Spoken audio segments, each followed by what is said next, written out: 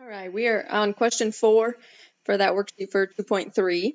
So in this one, it says draw a Venn diagram representing the following sets and fill in the elements of the sets into their appropriate regions. So we're going to actually place specific elements into a Venn diagram. So let's go ahead and draw a nice big Venn diagram. And we need to figure out how many sets we have. So we have an A, a B, and a C. So we'll put 3 nice big circles. So we've got A, B, and C. And so then what we're going to do is we're going to take a look at, go one element at a time and figure out what region it fits in. So based on which sets it's a part of. So taking a look at the number 1, we can notice it is a part of set A, but then not B or C. So it's essentially only in set A. So it needs to be inside the circle for set A, but outside of the circles for C and B, because it's not in either of those sets. So the number 1 will go right here in this portion of being in A but outside B and C. If we take a look at the number 2, it's in that universal set, and then it's not in A, so it'll be outside of A. It is in B. It's right there. And it's not in C. So similarly, that one will then go in only B, in B but outside of A and C. The number 3, notice it's in A, it's in B, and it's in C. So it's in all 3 of those sets.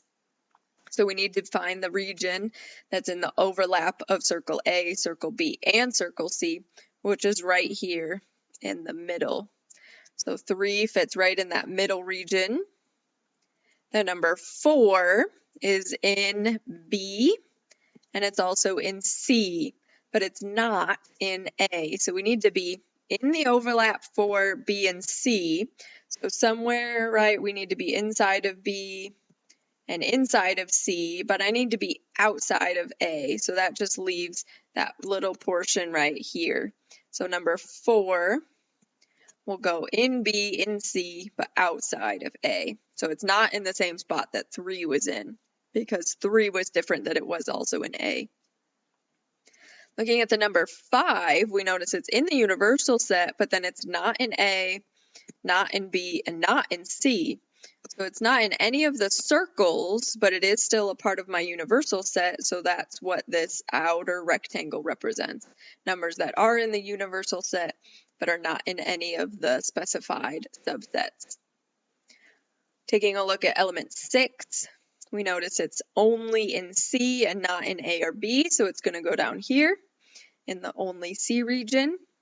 And then taking a look at element 7, it is in A, but not in B nor in C, so it's going to go here along with the 1 in the region for only in A, but not in B nor in C.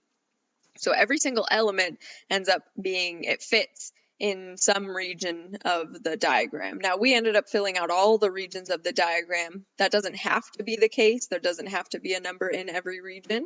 Oh, actually, just kidding. We didn't fill out every region, right? We left this one blank and we left this one blank. So that's perfectly fine. You can end up with numbers that, or elements that don't fit in every region, but we have put the ones that we do have in the regions that they fit into.